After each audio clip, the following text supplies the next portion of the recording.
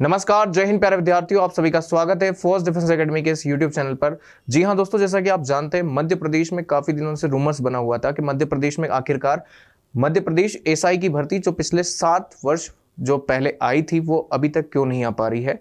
तो इस बात को लेकर मध्य प्रदेश जो विभाग है, पुलिस विभाग है, साथ ही साथ में जो गृह मंत्रालय जो कि मध्य प्रदेश पुलिस को ऑर्गेनाइज करता है, और एमपीएसबी जो कि अभी तक की जो आपकी एग्जाम लेता आया है मध्य प्रदेश पुलिस को लेकर, जो ऑनलाइन एग्जाम होती थी वो, तो काफी मशक्कत के बाद ये चीजें आके निकल कर आ रही थी कि इस बार जो है एग्जाम का सिलेबस चेंज होने वाला है।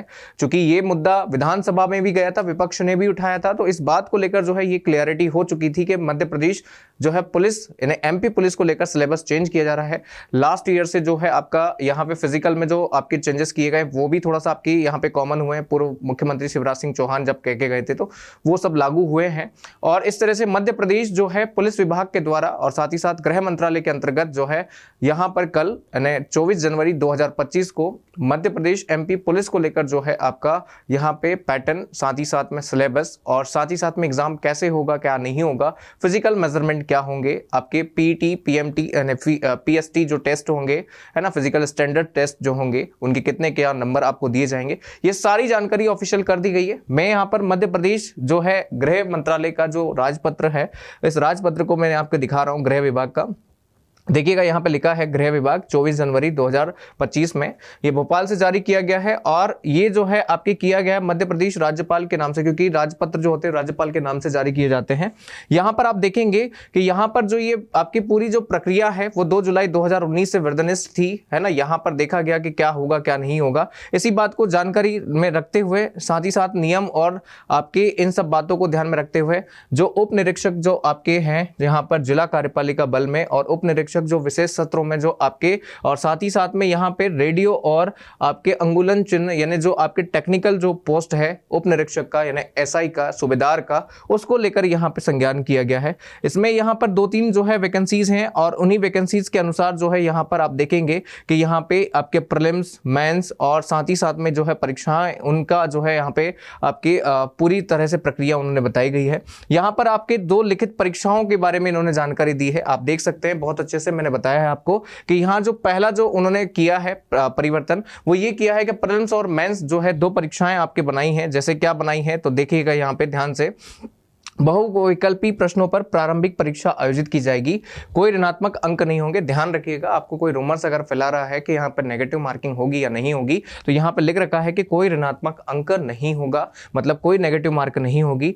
अंकों की अंतिम चयन में कोई प्रासंगिकता नहीं होगी। प्रारंभिक परीक्षा जिसकी अवधि 2 घंटे की होगी तथा निम्नलिखित विषयों पर 100 प्रश्न पूछे जाएंगे। अब निम्नलिखित विषय कौन कौन से हैं तो देखो यहाँ पे 10 विषय हैं और 10 ही विषयों से संबंधित आपके जो है प्रारंभिक परीक्षा में क्या होंगे, प्रश्न होंगे। कौन कौन से 10 विषय हैं मैं अगर आपको संज्ञान करवा दूं तो यहां पे ध्यान से देखिएगा। पहला है हिंदी भाषा बोध, अंग्रेजी भाषा बोध, फिर उसके बाद लिखा है विश्लेषणात्मक क्षमता यानी आपके रीजनिंग एबिलिटी, इतिहास, भूगोल, विज्ञान, नागरिक शास्त्र, मतलब यहाँ पे एक नया सब्जेक्ट जोड़ा गया है आपके, यहाँ पे नागरिक यानी आपके शास्त्र जोड़ा गया है। फिर है बुनियादी कंप्यूटर ज्ञान यानी जो आपके टेक्नोलॉजी है, इंफॉर्मेशन टेक्नोलॉजी वो है, तर्क शक्ति और साथ ही साथ में करंट अफेयर से रिलेटेड आपके जो है 10 यहाँ पे क्या है सब्जेक्ट दे दिए हैं उन्होंने और 100 प्रश्न इनमें से पूछने का उनका क्या है प्रारंभिक परीक्षा का आपका ये मामला है। ठीक, ये हो गया आपका क्या प्रारंभिक परीक्षा के लिए। अगला है मुख्य परीक्षा। अब मुख्य परीक्षा में देखो यहाँ पे क्या परिवर्तन है, ध्यान से सुनिएगा, बहुत ध्यान से देखिएगा। मुख्य लिखित परीक्षा होगी, ये भी लिखित परीक्षा मतलब रिटर्न होगा, है ना। अब आप कहेंगे कि यहाँ पे रिटर्न का मतलब वो तो नहीं सर जो पीएससी में होता है, वैसा नहीं भाई। यहाँ पे देखो ध्यान से समझिएगा, प्रारंभिक परीक्षा में चयन के बाद मुख्य परीक्षा 2 अलग अलग सत्रों में आयोजित की जाएगी, जैसा कि अनुसूची 4 में विधिनिष्ठ है। प्रत्येक प्रश्न पत्र में अधिकतम 300 अंक का होगा, जिसकी अवधि 2 घंटे की होगी। कितनी होगी? 2 घंटे की होगी। तकनीकी परीक्षा मतलब जो टेक्निकल पोस्ट है, प्रारंभिक परीक्षा में चयन के बाद अभ्यर्थी का मुख्य परीक्षा में साथ साथ तकनीकी परीक्षा में भी लिखित परीक्षा देनी होगी। और मुख्य परीक्षा से पृथक दिवस पर अधिकतम 300 अंकों में जो है तकनीकी परीक्षा का आयोजन किया जाएगा, मतलब ये अलग से जो है आपका डेट निर्धारित की जाएगी, मतलब आपको बता दिया जाएगा। ठीक, ये हो गया आपका क्या प्रारंभिक परीक्षा और मुख्य परीक्षा, है ना। साथ ही साथ में इसके चयन के बारे में अब यहाँ पे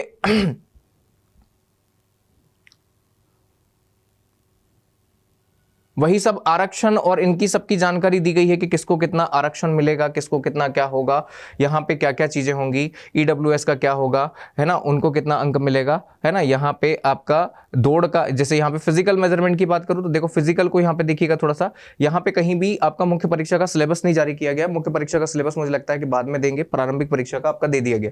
यहाँ पे देखेंगे शारीरिक दक्षता परीक्षण, यह परीक्षण अभ्यर्थी के लिए अनिवार्य है, 100 अंकों का होगा, जिसमें से यहाँ पे निम्नलिखित सम्मिलित होगा। 800 मीटर दौड़ 40 अंक की होगी, लंबी कूद आपके 30 अंक की होगी, गोला फेंक आपका 30 अंक का होगा।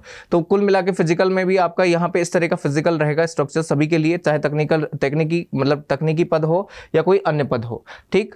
फिर उसके बाद यहाँ पे साक्षात्कार भी है ना। साक्षात्कार समिति द्वारा जो है आपका साक्षात्कार लिया जाएगा, और साक्षात्कार में जो आपके मिनिमम अंक होंगे वो है 50। कितने होगा साक्षात्कार? 50 अंकों का होगा। कितने अंकों का होगा?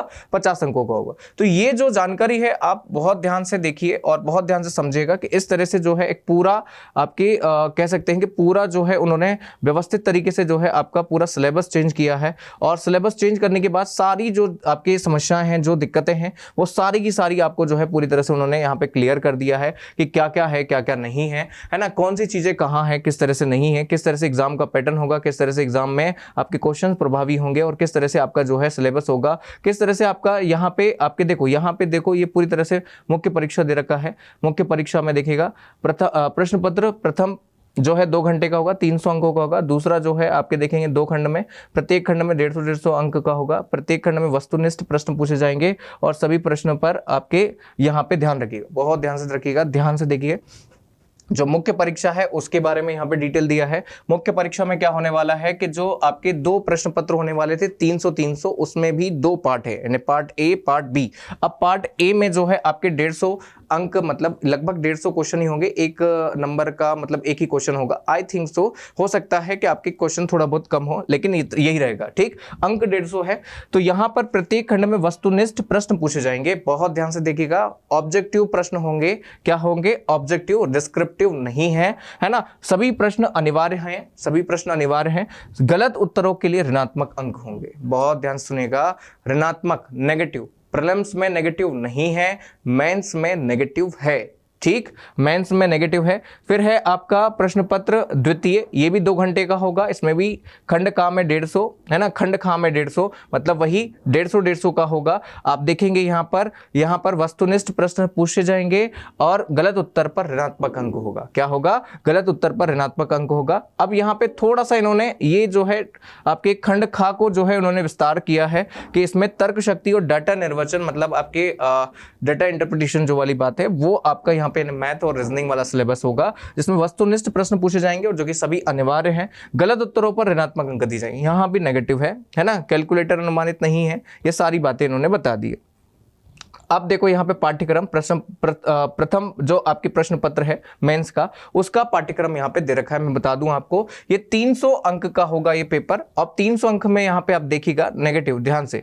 इतिहास, भारतीय समाज, मतलब आप प्रीलिम्स तो पास कर लोगे, क्वालिफाई ले आओगे, लेकिन मेंस आपका टक्कर वाला दे दिया, और इसमें इतना परिवर्तन कर दिया कि एक बहुत लेंथी जो है इन्होंने क्या बना दिया सिलेबस। ध्यान से सुनिएगा, है ना। ये है इतिहास जो कि 150 अंकों का होगा, भारत और इतिहास और भारतीय समाज, जिसमें आपका हम कहें कि प्राचीन कालीन इतिहास है। ये प्राचीन कालीन इतिहास से लेके तो पूरा भारत का संगठन, भारत का पुनर्गठन, है ना। फिर भारतीय समाज की मुख्य विशेषता, विविधताएं। मध्य प्रदेश भी दे दिया, मध्य प्रदेश और मध्य प्रदेश की जनांकी जनजातियां, महिलाओं का संगठन और उनकी भूमिका, गरीबों के उनके मुद्दे, है ना। भारतीय समाज पर वैश्वीकरण का प्रभाव, यानी आपकी इकोनॉमी भी इसमें जोड़ दिया, ठीक है। ये हो गया आपका खंड आपके का, मतलब पहला प्रश्न पत्र का खंड का आपके कंप्लीट हो गया। खंड खा में क्या दे रखा है? शासन, संविधान, राजनीति, समाज और न्याय विधान, मतलब पूरी तरह से संविधान। संविधान में क्या क्या दिया है? भारतीय संविधान का इतिहास, संघ और राज्य का निर्माण। फिर है आपका यहाँ पे दे रखा है विभिन्न अंगों में शक्तियों का विभाजन, निर्वचन, है ना। फिर दे रखा है संसद, जो कि आपके बताया जाता है, कार्यपालिका, न्यायपालिका के काम, है ना। फिर यहीं पर आपके होगा आपके सुप्रीम कोर्ट, हाई कोर्ट, गरीबी, भूख से मुद्दे, जो भी है वो आपका खंड जो है कहाँ दे रखा है? खा में। तो पहला प्रश्न पत्र 2 पाली में, है ना। पहला जो है 2, एक खंड का इतिहास, इतिहास और खंड खा जो है संविधान। ठीक, अगर मैं शॉर्ट में कहूं तो आपको। फिर है दूसरा प्रश्न पत्र जो कि होगा, ये भी वस्तुनिष्ठ है। यहाँ पे खंड खा में देख लेते हैं तो इसमें होगी आपकी प्रौद्योगिकी, टेक्नोलॉजी, इकोनॉमी, पर्यावरण और आंतरिक सुरक्षा। मतलब पूरी तरह से एक डिटेल जो है उन्होंने क्या बना दिया है, आपका सिलेबस दे दिया, बहुत ब्रॉड्स कर दिया है और ऑब्जेक्टिव में ला दिया है। ऑब्जेक्टिव में ला दिया मतलब ये मान के चलिए कि ये जो एग्जाम है वो बहुत बड़े तरीके से, बहुत बड़े लेवल पर, यानी बहुत ऑथेंटिक लोग चाहिए उनको एसआई की पोस्ट पर, जो बैठ कर जो है आपका काम अच्छे तरीके से कर ले।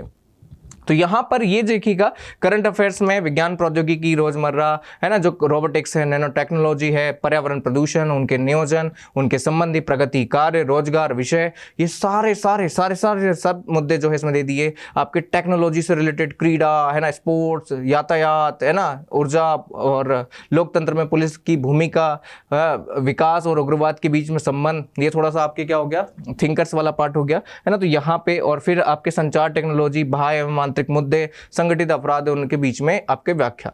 और फिर खा वाला जो पार्ट हो गया, इसमें तर्क और अंक की जो है व्याख्या की गई है, जिसमें आप देखेंगे कि यहाँ पे आपका मैथमेटिक्स का सिलेबस दे रखा है, लाभ हानि बट्टा, क्षेत्रफल मिति, तर्क शक्ति में आपका दे रखा है। और इसी के साथ में जो है ये आपका मेंस का सिलेबस कंप्लीट होता है। मतलब मेंस में आपका लैंग्वेज बिल्कुल डिलीट कर दिया है, पूरा डिस्क्रिप्टिव बना दिया, लैंग्वेज क्वालिफाई बना दिया, किसमें, केवल और केवल आपके प्रीलिम्स में, है ना। तो वहां पे 10 टॉपिक दे रखे हैं, 100 नंबर का पेपर होने वाला है, 100 क्वेश्चन आने वाले हैं। तो ये बढ़िया से आपका प्रीलिम्स होगा। प्रीलिम्स में कोई ऋणात्मकता नहीं है, मेंस में ऋणात्मकता है। मैंने आपको अभी थोड़ी देर पहले सिलेबस पूरा बताया है, सारी बातें मैंने डिटेल में बता दी है। चूंकि समय कम है, वीडियो ज़्यादा लेंथी हो जाएगा, इसलिए मैं थोड़ा थोड़ा करके अलग अलग पार्ट को लेकर आपके सारे वीडियो लेकर आऊँगा, जिसमें सारी जानकारी एमपीएसआई को लेकर, सारी रणनीति एमपीएसआई को लेकर, और कैसे तैयारी करना है, कैसे आगे बढ़ना है, ये सिलेबस को कैसे कवर करना है, कौन इस सिलेबस को कवर कर सकता है, एलिजिबिलिटी क्या है। एलिजिबिलिटी में सामान्यतः ग्रेजुएशन या ग्रेजुएशन के नियरेस्ट जो बच्चा है वही एलिजिबल होगा, है ना। और एज क्राइटेरिया में 21 से स्टार्ट हो जाता है, तो 21 ही होगा। अब मैक्सिमम लेंथ क्या है वो नोटिफिकेशन जब आएगा ऑफिशियली तब जाके आपका पता चल जाएगा। फिजिकल मैंने बता दिया, अंक मैंने बता दिया, है ना। इंटरव्यू आपका होने वाला है 50 नंबर का। तो देखो यहाँ पे 300 का, तो ये तो हो गया 2 पेपर, मतलब आपके हो गए कितने, 600, और 50 नंबर का इंटरव्यू मतलब आपके 650, और आपके 100 नंबर का फिजिकल मतलब 750। तो कुल मिला के 750 का तो ये हो गया, और प्रीलिम्स हो गया 100 नंबर का, तो 850। कुल मिला के 850 नंबर पर ये पूरी परीक्षाएं जो है आपके ऑर्गेनाइज की जाएगी। प्रीलिम्स मेंस 2 फॉर्मेट में होगा। प्रीलिम्स नेगेटिव नहीं है, मेंस में नेगेटिव है ना, ध्यान रखिएगा। और ये सारी की सारी परीक्षाएं रिटर्न नहीं है, वस्तुनिष्ठ है, मतलब ऑब्जेक्टिव टाइप में है, यानी एक क्वेश्चन के 4 ऑप्शन आपको देखने को मिलेंगे। ठीक है, तो ये सारी जानकारी आपके लिए महत्वपूर्ण है। आगे की जानकारी अगले वीडियो में आपको मिलेगी। तब तक के लिए सभी को जय हिंद, जय भारत।